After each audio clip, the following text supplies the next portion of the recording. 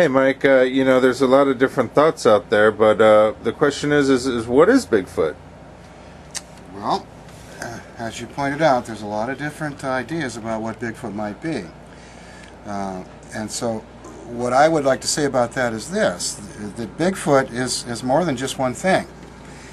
First off, there's people who think that Bigfoot is just one individual being, kind of a Santa Claus type thing that apparently has been traveling the globe for thousands of years, leaving footprints in out-of-the-way places with thousands of witnesses, with all these names by indigenous peoples all over the planet and so forth.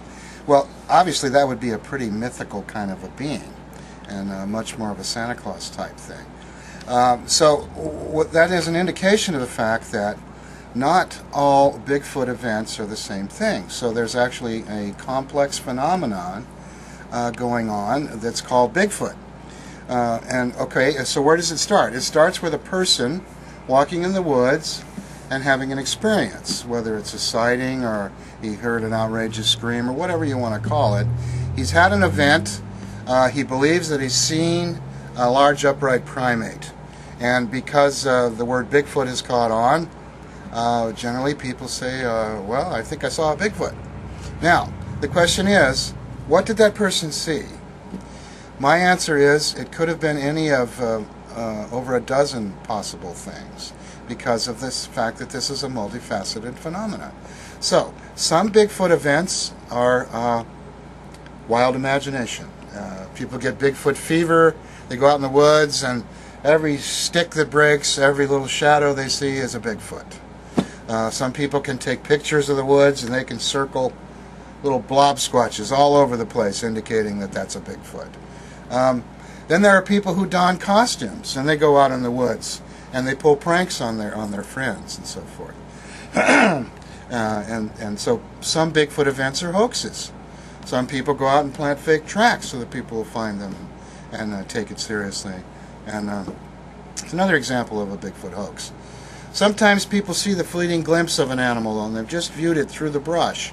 They didn't get a full vision of it. But somehow the part that they saw combined with maybe something they heard and the lighting and what have you, and they perceive it as a Bigfoot, but actually it's the rear end of a moose, okay? Or it's a bear, like people say. Misidentified animals can cause Bigfoot events or reports of Bigfoot. Maybe somebody's in a forest in the southern part of the United States, down in Florida for example. They see an animal in the forest and it's covered in hair, it's upright, maybe it's not, maybe it's down actually on all fours running through the brush, but then it gets up on 2 feet. Anyway, they describe it as a Bigfoot, and it could turn out that what it is it's an orangutan that got loose when a film company was making Tarzan episodes in the Everglades. This actually occurred. They used to make episodes there for the TV Tarzan show that ran back in the 70s.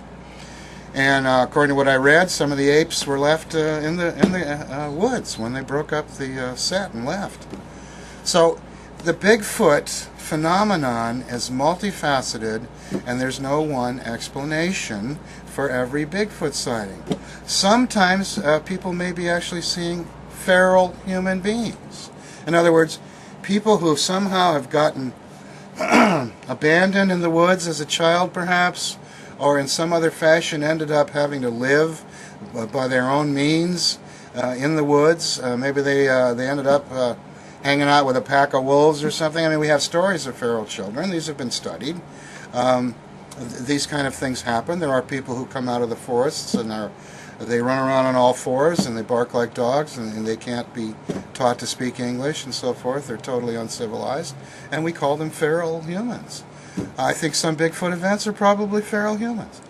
So that's one of the reasons I think that the scientific community has such a tough time dealing with this, because it is multifaceted and there is no one solution. And I predict that one of the upcoming revelations that are going to be made known soon about a Bigfoot study, for example. There's one going on in Kentucky for a while. I wouldn't be surprised if the one in Kentucky turns out to be a feral human. And then when they make this known and the video is shown and people say, well, it looks awfully human to me, I mean, it's real hairy, It's acting kind of wild, but it still looks like a human. Other people are going to say, well, it's not a Bigfoot, it's a feral human. It happens sometimes. It's a one-of-a-kind event. Or it's a mutation of some sort. It's some kind of freak. So I think that it's going to take more than one case of somebody documenting a being covered in hair living in the forest and acting kind of like an animal to nail what Bigfoot really is, because I think Bigfoot's more than just one thing.